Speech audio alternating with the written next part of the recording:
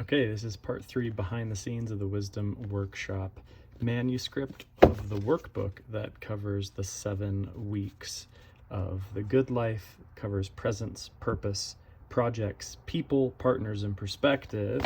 And we are starting, this video is going to be the mindsets and toolkits for the good life centered around presence. It includes unlearning and learning, listening, Zen and presence, free writing, time architecture, practice, and creative self-contracts. We're also going to look at good faith and growth mindsets as a way to transition to next week, which is on coherence of purpose, dashboards, compasses, play, health, relations, and work, and having a second childhood, and a little bit on the philosophy of death to clarify our purpose. So these first 2 weeks are on presence and purpose. Are both somewhat interchangeable, but we're still going in this this order. All right, here we go. Zen saying from Adam Robinson, the beginner's mind sees many possibilities. The expert's mind sees only a small few. So when we start our journey, we're going to embrace the unlearning of not knowing. Begin to celebrate the idea that we do not know where we're going, celebrate the idea that we are learning, and celebrate that we are beginners as a way of brainstorming in the broadest possible way what this experience can mean. So what makes a good student as we go forward? 1, to be a good student of life, I'm going to ask that we show up, that we express curiosity and open-mindedness, that we have a willingness to iterate. If something isn't working, we change. That we have goodwill for all involved. That we ask clarifying questions with enthusiasm. We practice synthesis and creative thinking.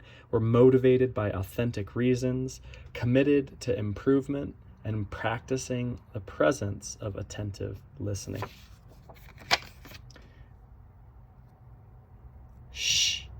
A manifesto for listening. This covers a ton. Zen and non-judgment, non-reactive awareness or non-judgmental awareness, a non-verbal presence basically, curiosity as a framework to proceed, reading micro-expressions of our lives and of other people's faces, developing somatic awareness, developing our value systems next week, stages of development of different types of ego. We look at the way we can listen for different versions of ourselves as a musician and as a conversationalist, as metaphors. So obviously you're getting a sense that we are listening in a broader sense than just with our ears. We are listening to our lives. Writing down the bones is one of our mentor texts. We're going to create art and artifacts that help us ask, why am I here? Who do I want to become? And what projects might help me become the person I am meant to become? Who can I help and serve at the same time? In Zen and the arts of conscious listening, we're looking at the teachings and research around the arts of attention and relationship and work. Not only writing down the bones, but also Jenny Odell's How to Do Nothing attention training exercises and listening exercises from Kate Murphy, Celeste Headley, and Ralph G. Nichols.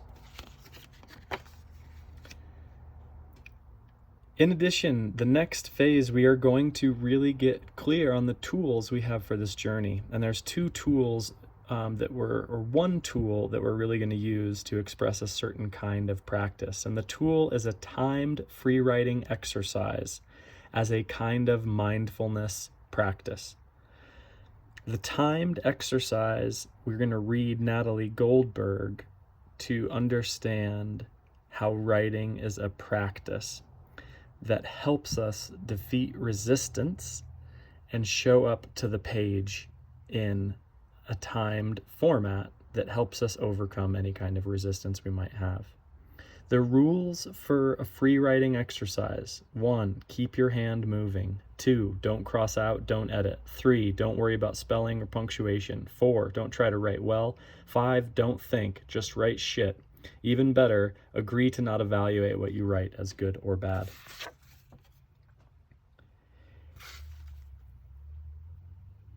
Feel the process of writing. as a somatic experience. Don't show your pages to anyone. Don't even need to reread them. Really focus on the process of writing, not the product of what you create. Enjoy the process, quote, of being a creative channel and surrender your need to control the result. You will discover the joy of practicing your creativity. The goal here is to learn just one thing really well, and that's to learn how to learn, just to listen to our experience. We're also looking at how to read well, as broadly speaking as possible, and how to write well. Reading just doesn't mean text, it also means people, situations, environments, and rooms. And writing doesn't just mean texts, it also means people and lives. How do we learn? From what smart students know, no one ever shows us how to learn. There is a pattern of picture, patterning, storying, and rhyme, potentially. At all of these, what learning really comes down to is subskills and rehearsal. It's not just rereading, it's a sense of practice. Our practice is philosophy of radical inquiry that lead to skill acquisition, that leads to radical inquiry, that lead to skill acquisition, that leads to radical inquiry. And as we go, we are going to start with Zen and the Art of Cultivating Presence. Cultivating. Zen and the Art of Cultivating Presence. Number 1, Zen. Buddhist teachings in Japan focused on a non-verbal communication of enlightenment. This might be a peculiar place to start a writing course. Focused on the embodied direct experience. Not a belief or faith or philosophy, but a lived experience of presence. Zen gardens, for example, are created to help us be present to our own experiences and present to our own minds. And what keeps us from being present? Overconceptualization, thought patterns, emotional patterns, the narratives we tell ourselves about our experience, our worry, our doubt, our sleepiness. Presence is a state of aliveness, of focus, of engagement, of attention, but also of rest, ease, and kindness.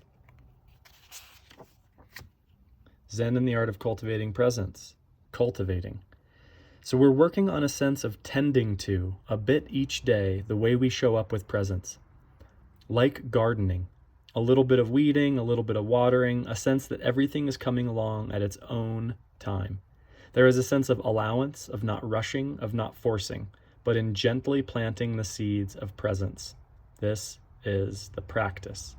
In fact, the word for meditation is bhavana in Sanskrit, so take it way back.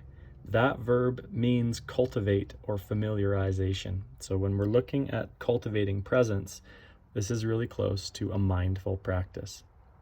The art, what gets in the way, we remove. At first, we don't stop overthinking.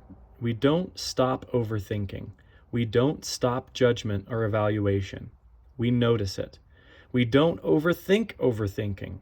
We create a space for deliberate practice, even 1 to 3 minutes of free writing and breathing, where we just notice what we're thinking as we sit with it. It's a super powerful practice.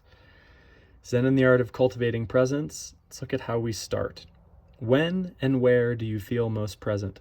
How can we cultivate more presence and flow? It's interesting that traditional Zen arts include archery, flower arranging, and calligraphy, each which require a certain amount of qualitative presence. And we likely have a similar type of experience when we drop into an engaged sense of flow. This is the taste of presence we can build on and imagine our way into. Just being aware of the quality of each moment is huge, a proactive kind of way to accelerate your learning and listening. For further reading, check out Zen and the Art of Archery, Zen and the Art of Motorcycle Maintenance, and Writing Down the Bones. We can use Zen presence not just to ground our learning process throughout the next 7 weeks. We can also use Zen free writing practice to cultivate mindfulness. We're going to define mindfulness in this next section and see how it relates to depression and anxiety, or alleviating the symptoms of depression and anxiety. So this is cultivating mindfulness, parentheses, for depression and anxiety, end parentheses. Disclaimer. This is not a substitute for medical advice. I in no way want to suggest that this is a magic cure-all for neurological diseases. I instead sharing this experience and research for people who might benefit. It's good to reach out and get help. Real people want you in this world, and they want to be able to help you if you're feeling isolated. Asking them to help is seriously courageous. In cases of extreme depression, when you go completely numb to the world and yourself, it can be very difficult to use these practices. And research shows that exercise is the most effective intervention. If that doesn't work, or if you can't get started, looking into pharmacological interventions is always an option. Those studies find that selective serotonin reuptake inhibitors, SSRIs, the most common antidepressant, are only marginally more effective than the placebo. Still, they do help some people. Mindful practices are another key way that a lot of people have found relief. So, with that disclaimer, this section on cultivating mindfulness, parentheses for depression and anxiety, we're going to go over what is mindfulness, guided mindfulness exercises, philosophy and reframes, and further sources and suggestions. Mindfulness. Mindfulness is a conscious, initially deliberate awareness of the present moment. It's also a cultivation of non-reactive, non-judgmental, non-evaluative awareness. Thich Nhat Hanh talks about bare attention, where you are just noticing, not reacting, not judging, not evaluating as good or bad, just noticing the present moment. And this can be surprisingly pretty difficult. How to?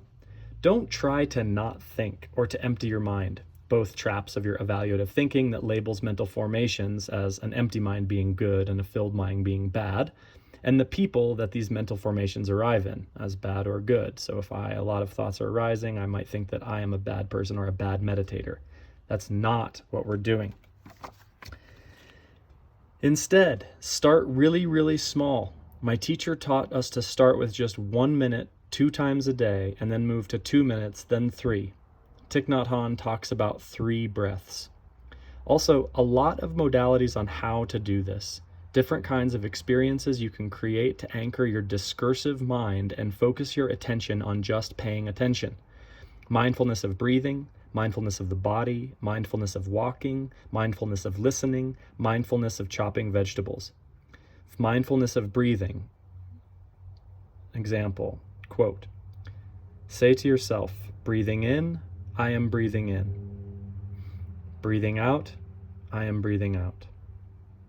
You can also do box breathing or 7-3-8 breathing, some resources down below. Mindfulness of the body, you're paying attention to a particular sensation in your body or a particular place in your body. Mindfulness of walking is that you cultivate the attention to the process of walking. You can relax your gaze to see the spaces between the leaves and feel the movement. And we're going to look at mindfulness of free writing, just writing what comes into your mind without judging it, cultivating the bare attention of just letting be what is. Cultivating mindfulness, parentheses for depression and anxiety, end parentheses, part 3 on the philosophy. What's going on here? From my experience, getting mildly depressed is pretty depressing because I tell myself I've got no reason to be depressed, and this makes me even more depressed. I see the arising of depressed states of mind as bad because I want to be happy, and I don't want to let myself or my partner or my team down. I identify with my depression. So I get depressed about being depressed about being depressed. And you can see a mental habit loop forming. The same goes for anxiety, interestingly. Trying to stop your anxiety only promotes more anxiety and so forth. My heart starts racing just thinking about it. So mindfulness is just meant to provide a crucial bit of space to see that your capacity for presence, for attention, your own attention, is somehow not the same as the arising of thoughts and emotions. What you identify as you is not your thoughts. You are not your emotions, and if it's possible to be present for it, just for 30 seconds without evaluating or judging it as good or bad, This awareness can give you a bit of freedom to ask some interesting questions. This also provides a way to extend compassion and presence to ourselves and our bodies and our experiences. I might not want to be depressed. I might be hard on myself when a depression arises, but in reality, I've found if I'm not working on something I care about or doing something to help or eating well, my state goes down pretty quickly. In other words, what if the arising of depression or anxiety was a good thing? I.e., what if it were a friend or a signpost that's pointing me or you in a direction? I found that curiosity, sustained curiosity and humility can be a great tool to diffuse the arising of depression or anxiety as a way of honoring my body and environment as a kind of feedback device. Why is this happening? It's okay and normal to get depressed. It's a sign that I'm still alive and that I want a greater expression of who I am. And it's okay to get anxious. It means that I care. The question then becomes a bit different. Not to get rid of or forget the depression and anxiety or to get it to go away, but to embrace them, see them, and work with them to get closer to what mental health looks like for all of us. There's excellent resources on cultivating mindfulness for depression and anxiety or just for general mental health. 1. Mindfulness-based stress reduction, otherwise known as MBSR. You can Google it to find tools online, groups, and videos proven effective in reducing distress of depression and anxiety. Connected to that are John Kabat-Zinn's books. Coming to Our Senses, my personal favorite, is a great story of a pioneer medical doctor who integrated mindfulness-based stress reduction into his practice. Really practical and awesome. Thich Nhat Hanh's books we've drawn from here are so lucid and so good. The Art of Communicating on Mindful Speech and Listening, which we'll explore later in this course, is incredible. Pebble for Your Pocket is a great one for kids and adults. And Living Buddha, Living Christ is helpful if you're approaching Buddhist philosophy from a Christian background. For another inspirational framework, see Jules, the singer-songwriter Jewel. She has a program called Never Broken. If you're working with trauma, Jewel has created a really nice program. She's also totally self-taught, which means you can be too. Final takeaway. You're bigger than your thoughts and emotions. They are all complex, interdependently arising, impermanent phenomena. So don't take it too personally if you want to study more with me or with us. Okay, so we generate that basic sense of presence to be able to go deeper into our form of self-study and create practices that are healthy and conducive. We're starting with Zen presence and self-compassion because we don't want this to turn into a new source of anxiety or a forceful pressure that we're putting on ourselves. We want this to be an exploration of fun and discovery. Enter the bug book as a means of self-discovery. The goal here is we can take our mindfulness practice and use it to study ourselves with dispassionate inquiry. I, for example, will study the bug called Sean. For example, I noticed that Sean likes connecting disparate ideas, finding new ways to synthesize big ideas and people. This is a kind of almost clinical pattern recognition, scanning for the ways, the people, and how each of those experiences resonates, the quality of who they are in my lives, and if you're going to do this, look to do entries 5 out of 7 days around something that you can count, or otherwise just study dispassionately as if you were a bug. This is getting to the final work this week. We're going to create a contract, a self-care and self-study contract, and part of this contract is to integrate or understand the Kaizen way. In order to do the Kaizen way, and the history comes out of a researcher that looked to optimize the process of in a manufacturing plant, we can use that in our own manufacturing of our lives. The question is, what extremely small step can I take each day to improve process or product? This focus on small steps, that we have no reason not to do so, allows us to bypass the fear response of our amygdala and keeps us moving forward. You might also look, if there's a big question, how can I break it into smaller questions? If there's a big reward, how can I focus on smaller rewards, particularly the daily activities we're going to do each day? We want to get to a point where every day we practice. Quote, every day you practice, you put 1 page in your book. Every day you miss, you tear 3 out. Practice every day. Every day you practice. Quote, Leo Tolstoy says, daily study is necessary for all people.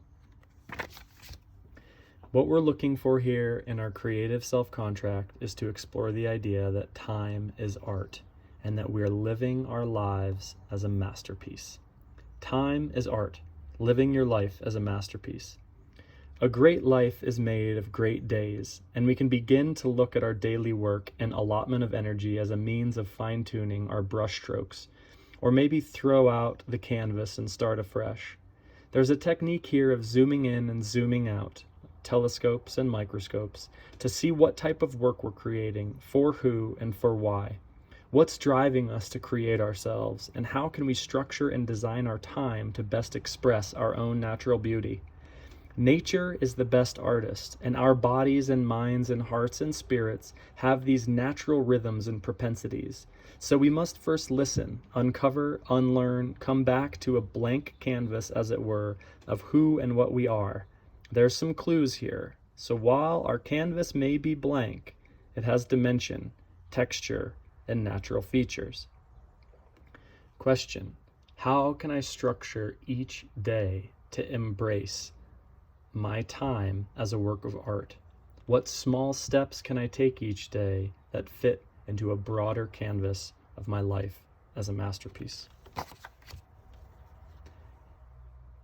When we look at practice and praxis, we're also looking at the idea of quality time. Where quality goes up, time goes up. Where quality goes down, time goes down.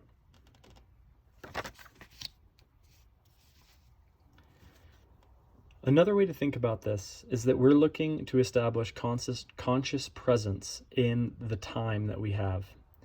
In the jewel of mindfulness, and as Jewel describes mindfulness, that we are using mindfulness in motion to shape our actions and habits. This is a kind of bicep curl. We can grow and build our gray matter, increase our prefrontal cortex, and shrink our amygdala. If you choose, you might wish to create a secret mission, which is from organizational management. Over the workshop, you're going to create a public mission that you state publicly, one that ideally helps at least one person or one other person in addition to yourself. But also, you might articulate a secret mission. Find something you're passionate about that doesn't exist yet, but that would be interesting or valuable to one other person. Your secret mission is in your own language for yourself. Your public mission is in the language that everyone else would understand, that will help you keep accountable to your goals. And lastly, we want to practice good faith and a growth mindset, really exploring how much freedom we have to become the types of people we would like to become. Good faith and the growth mindset.